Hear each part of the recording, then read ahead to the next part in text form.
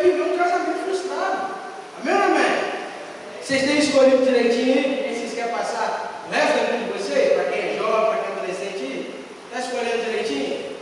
Então escolha bem. Escolha direito. Ah, mas eu estou com dificuldade em escolher, eu não sei como que eu vou escolher, eu não sei como é que eu vou fazer para escolher alguém que vai passar o resto da minha vida. É fácil. Tem um lugarzinho aqui, ó, chama Bíblia, que te dá todas as dicas para você escolher bem, para você escolher certo, para você não errar. Eu conheço algumas pessoas que é triste, mas escolheram mal a pessoa com quem queriam viver. E sofre muito, sofre bastante, porque escolheu errado. Você já viu aquele tipo de pessoa que chega para você e fala assim, ó, poxa, estou passando uma luta tremenda, estou numa luta aí terrível. Aí você olha assim, mas quanto tempo você está? Não, mas tem muito tempo. Tem muito tempo, aí você vai analisar, ele te conta, você vai ver que não é luta nada.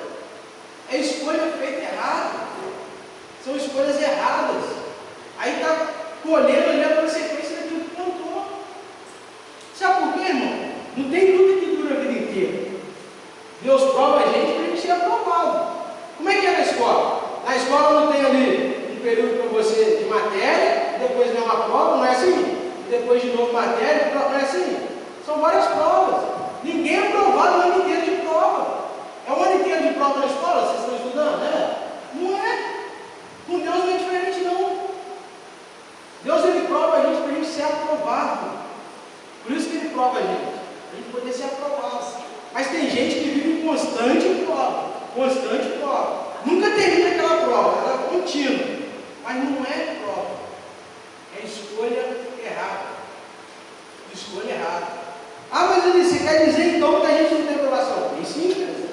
Tem sim. Algo muito interessante que o pastor Daniel falou aqui outro dia de manhã, e essa semana a gente estava falando sobre isso, eu não lembro com quem, é verdade. Você acaba de derrubar um leão aqui, você dá um passo, já tem outro. É prova, luta. Mas se você não escolher errado, se você escolher errado, aí você não sai desse leão, não. Vai ficar nele, carregando ele pro resto da sua vida. É o peso de uma escolha errada. O peso de fazer uma escolha que não é a escolha certa para a sua vida. E nós temos várias maneiras de poder escolher certo. A gente tem várias direções para tudo na nossa vida. Nós somos instruídos a fazer a escolha certa. Em todas as áreas de nossas vidas, nós temos instruções e direções para podermos fazer a escolha certa. O que acontece conosco é que nós não procuramos direções, não procuramos em lugar nenhum o caminho para a gente escolher certo. Sabe o que acontece? A gente quer escolher por conta própria. E se a gente parar para analisar, toda vez que o homem decidiu algo por conta própria, na história, deu errado. Deu errado. Sabe por que nós não somos guiados por nós mesmos? Somos guiados pelo Espírito Santo de Deus. E se a gente começar a tomar decisão pautada ali do que o Espírito Santo tem nos guiado e nos direcionado, seremos bem-sucedidos em todos os nossos caminhos, em todas as nossas decisões, em todas ali as nossas opiniões. Agora, se a gente começar a achar que, não, porque eu sou presbítero, eu manjo muito, eu vou decidir por mim mesmo, vai se frustrar, querido. Não, porque eu sou pastor há muito tempo e eu vou. Vai se frustrar. Vai se frustrar. A nossa natureza é caída. Nós, seres humanos, a nossa natureza é caída. Se a gente começar a tomar decisões na nossa vida por nós mesmos, nós vamos nos frustrar. E vamos começar a viver uma vida de constante luta, constante batalha. E nós vamos falar o quê? Que isso, Senhor? Está com raiva de mim? Tem muita gente que acha que a culpa das más decisões é do Senhor, que é o Senhor que não gosta, que é o Senhor que não está cuidando, que o Senhor que não está guardando. Mas não é. Não é, somos nós mesmos que escolhemos. Davi disse ficar irado porque o Senhor matou o sobrinho dele.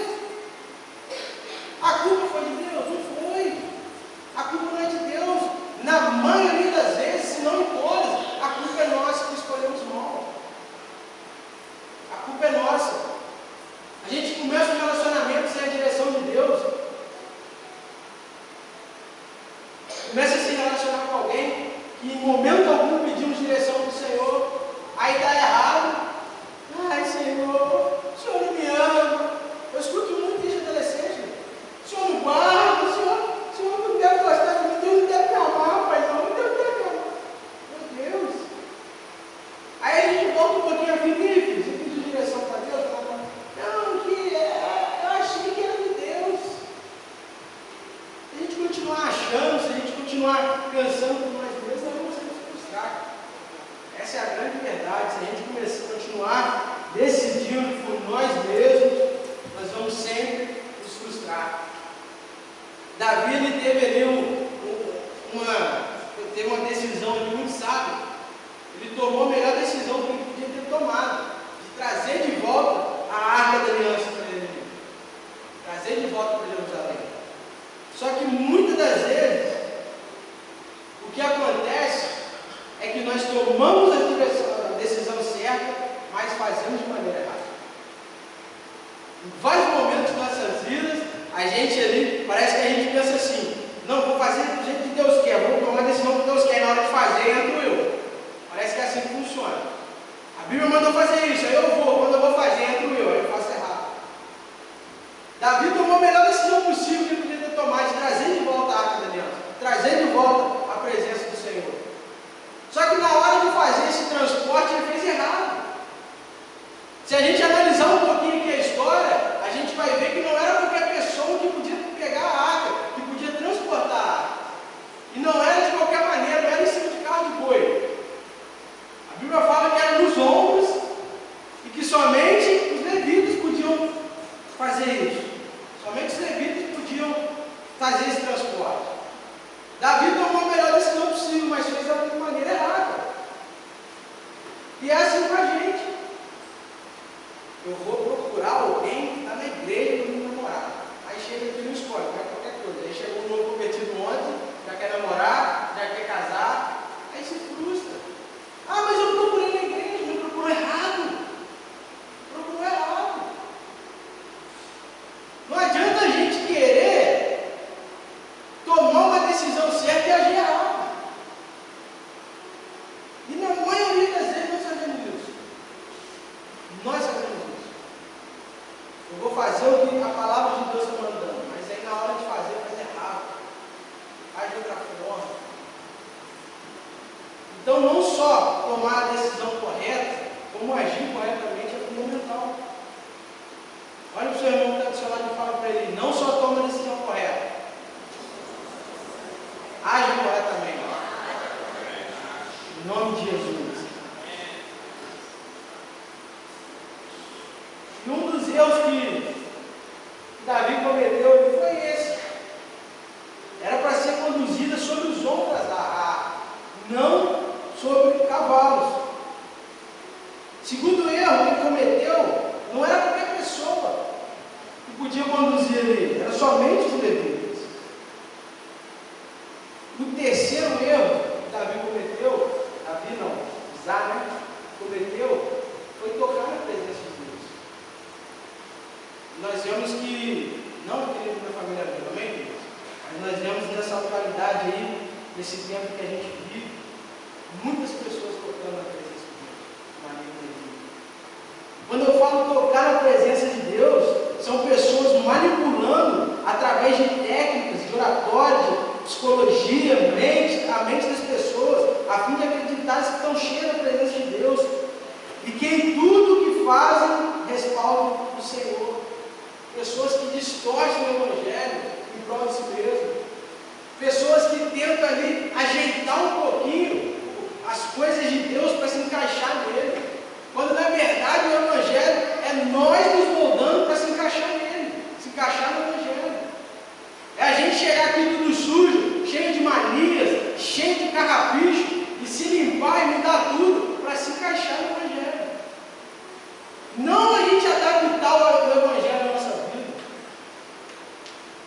O tanto de pessoas, o tanto de coisas assim, surreais que a gente tem visto nesse presente tempo. Cada coisa louca que a gente vê nessa internet. Tem hora que eu fico pensando se era mesmo a internet que tinha avançado tanto desse jeito.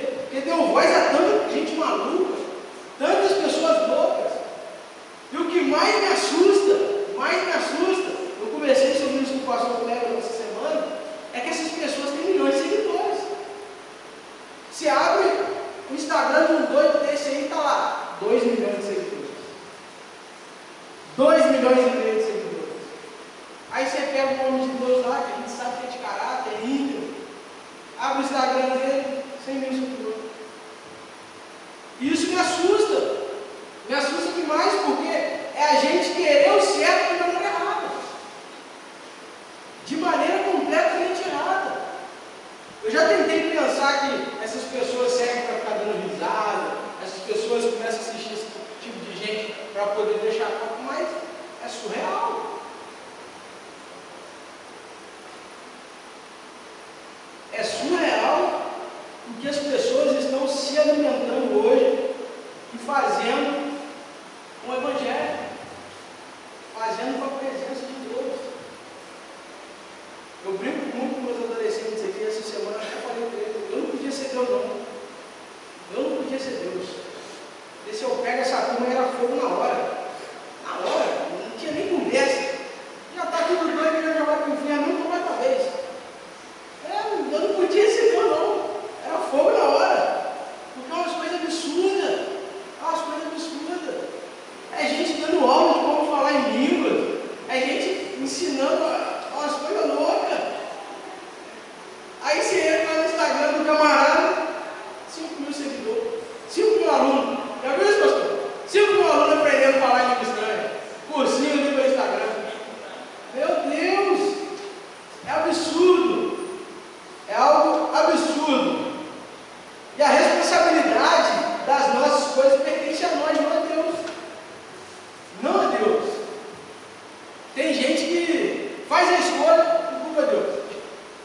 Engraçado é que quando dá certo, aí fui eu sei, eu escolhi certo. Aí deu errado, a culpa é de Deus. Davi que escolheu a maneira que ia ser conduzida a arca, quem ia carregar a arca, aí deu errado, a culpa foi de Deus.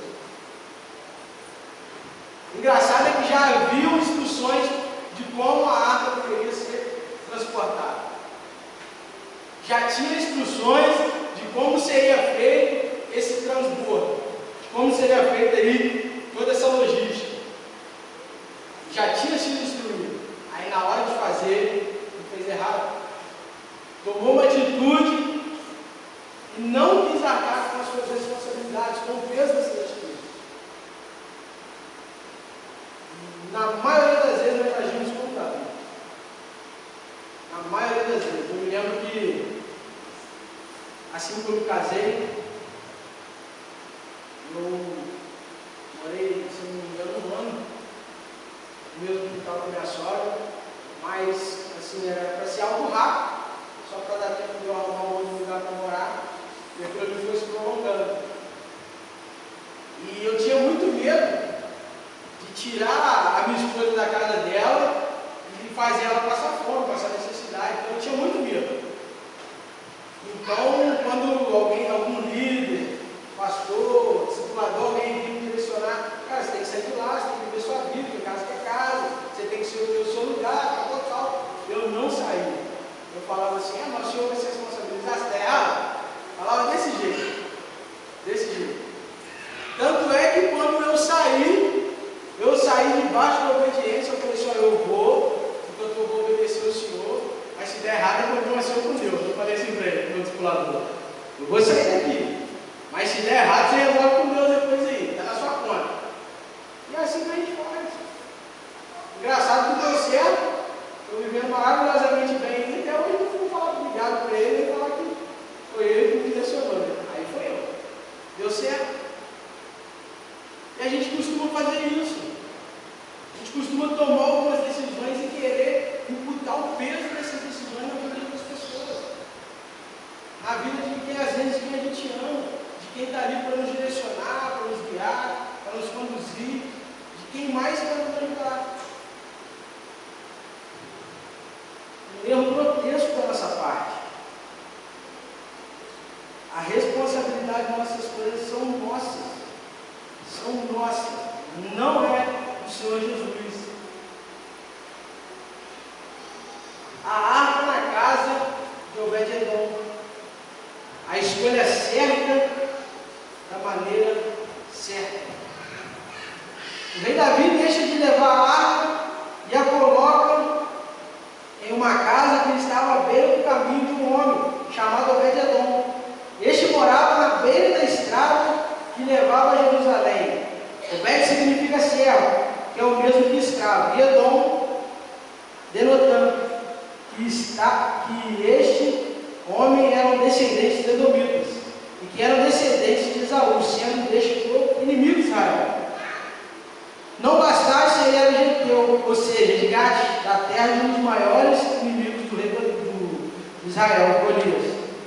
Estamos falando de alguém rejeitados pela sociedade da época, humilhados pelo povo de Deus, desprezado por todos que tinham uma esposa estéril, animais estéreis, descendentes dos animais de Israel, natural da cidade de Golias. Nós estamos falando de uma pessoa que não tinha nem envolvimento no povo de Deus, mas de que foi muito mais abençoado do que o próprio povo de Deus. A arca ficou 20 anos na casa de Abinadab, irmão de Davi. E a Bíblia não relata nada de extraordinário que aconteceu ali na casa dele. A Bíblia não relata nada. Só que o engraçado de tudo isso é que onde a presença do Senhor está, não tem espaço para tristeza, não tem espaço para derrota, para dor, para perda, para confusão, para separação. Não tem espaço para esse tipo de coisa. Aonde a arca do Senhor está, não tem espaço para maldade, para pecado e para inimizade. A arca é a presença do Senhor. E como que ela fica 20 anos na casa de uma pessoa e não existe nenhum relato bíblico falando do que aconteceu lá? A Bíblia não fala nada. Mas aí ela fica por 3 meses, se eu não me engano, na casa de Obed-Edom. E a Bíblia vai relatar que ele foi abençoado em tudo. Em tudo. Tudo que ele fez, ele foi abençoado. Porque a presença de Deus estava ali com ele. O que a gente entende com isso? Você pode até estar com a presença de Deus, mas se estiver da maneira errada, nada vai fluir. Você pode até vir aqui toda terça e todo domingo, sentar aí, levantar, louvar, ouvir a palavra e ir embora. Mas se você não estiver aqui com o seu coração disposto a realmente adorar o Senhor e tomar vida com Ele, nada vai mudar. Nada vai mudar. Porque assim como eu falei no início, estar aqui na presença de Deus não é só um ritual, não é uma coisa rotineira, algo que você faz porque você tem costume. É algo que você faz por amor. Algo que você faz porque você ama o Senhor Jesus. Não dá para a gente ficar vindo na casa de Deus todos os dias que tem culto. Tem pessoas que vêm aqui, segunda a terça, moram aqui, mas a vida não muda. Não muda, continua arrogante, continua ignorante, continua mal pagador, continua falando mal dos outros, continua do mesmo jeito do dia que chegou aqui. Não tem como a gente entrar na presença de Deus e nada na nossa vida mudar. Isso é coisa inimaginável. Como que a gente entra na presença de Deus e continua tudo do mesmo jeito? Não muda nada, não melhora nada. Assim como existem pessoas que entram aqui com uma semana, sofrem uma transformação que a gente fica de boca aberta e fala, esse cara é crente há mais de 20 anos. Mas por quê? Porque decidiu estar aqui de coração, quis de verdade estar aqui, quis de verdade o Senhor Jesus. Não está aqui simplesmente para cumprir horário, não está aqui simplesmente para as pessoas verem que ele está aqui, ou porque tem sido, hoje em dia é moda andar com a Bíblia embaixo do braço. Não por isso, mas porque quer de verdade um relacionamento com o Senhor. Por isso que as coisas mudaram na casa de Obed-Edom. Por isso que as coisas mudaram para ele. Porque onde a presença do Senhor está, não tem como dar errado. Não tem como, onde a presença do Senhor entra, as coisas não fluírem. A arca na casa de Abinadab. A casa de Abinadab é um lugar de acomodação, costume, desvalorização da presença de Deus, de negligência ao que é santo, de falta de compromisso. Agora, a arca na casa de Obed-Edom era uma casa onde era lugar de honra, de alegria, de reverência, de valorização da presença de Deus, de compromisso, de sede de Deus. Consegue entender a diferença? Consegue ver a diferença que o ambiente traz? Consegue notar a diferença de uma casa para outra? Não, a gente não vem para cá por costume. A gente não vem para cá simplesmente por rotina. Não é uma rotina. Isso aqui é vida. É vida com Deus. É a nossa vida. É a nossa vida. Eu não estou falando para você que vocês têm que fazer igual eu, só falta domingo na igreja, não, filho. Não é isso não. Não me entenda mal. Mas quando estiver aqui, é para verdadeiramente estar. Estar de coração mesmo, com sede de Deus. Não ficar cocheando entre dois pensamentos. Uma hora eu estou aqui na igreja, outra hora eu vou dar uma voltinha na exposição, uma hora eu estou aqui na igreja, essa semana eu não vou não de frente. Não é isso. 1 Reis 18:21 diz assim: então Elias se chegou a todo o povo e disse: até quando cochearás entre dois pensamentos? Se o Senhor é Deus, segue. Se Baal é Deus, segue. Porém o povo não lhe respondeu nada. Por quê? Medo de assumir a responsabilidade. Medo. Porque se faz uma escolha errada, sabe das consequências. Por isso que muitas das vezes as pessoas ficam aí nessa de vou lá e vou cá, porque não sabem o que é. Não sabem o que viver. Não sabem o que Deus tem para viver. Por isso que a maioria das vezes, você vê o irmãozinho do Milton aqui, aleluia! Você vai na segunda-feira, está sentado numa rodinha no barzinho, batendo papo, com cerveja na mão. Eu estou chegando com Deus pensamentos. Não sabe o que Ele quer para a vida dele, não entendeu ainda o que Ele quer para a vida dele. Não soube fazer a escolha certa. Escolhe certo, mas age errado. Faz da maneira errada.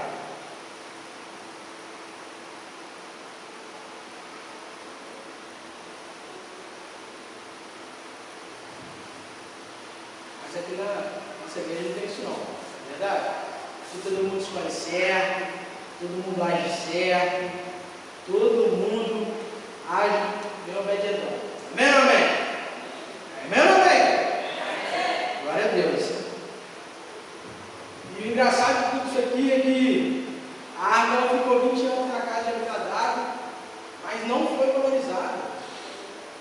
O que faz a gente pensar como que alguém não valoriza a presença de Deus. Como que as pessoas não valorizam a presença de Deus. Mas se a gente traz isso para os nossos dias atuais, e a gente olha para o cenário que a gente vive hoje, acontece a mesma coisa. Acontece a mesma coisa. Sabe por quê? Hoje não dá para a gente carregar a arca para a nossa casa. Mas a presença de Deus está lá. Quando você está lá reunindo com sua família, a presença de Deus está lá. A presença de Deus está aqui hoje. E olha como a cadeira está vazia. Pessoas que não valorizam a presença de Deus. Essa igreja podia estar cheia, podia estar lotada. Quando a gente faz um convite para alguém, poxa, vamos lá, tá, Deus vai fazer, vai mudar essa história. E a pessoa fala, não, ela está desprezando a presença de Deus. Então não é diferente dos dias de Nadab, dos dias de Davi. Se não falar que é pior. Se não falar que é pior. As pessoas não têm valorizado a presença de Deus. Toda escolha tem um preço. Tem um preço a ser pagado. A ser pago. A gente precisa pagar esse preço. A maioria das vezes a gente, quando quando escolhe estar aqui, a gente rejeita outros compromissos, a gente deixa de ir para outros lugares para poder estar aqui. Sei que muitas pessoas aqui poderiam estar em outro lugar, mas estão aqui. Nós precisamos pagar o preço. Não é fácil ter uma vida aqui com Deus. Não é fácil viver aqui para Deus. Isso eu sei, isso aí não discordo dos irmãos. Mas nós precisamos pagar esse preço.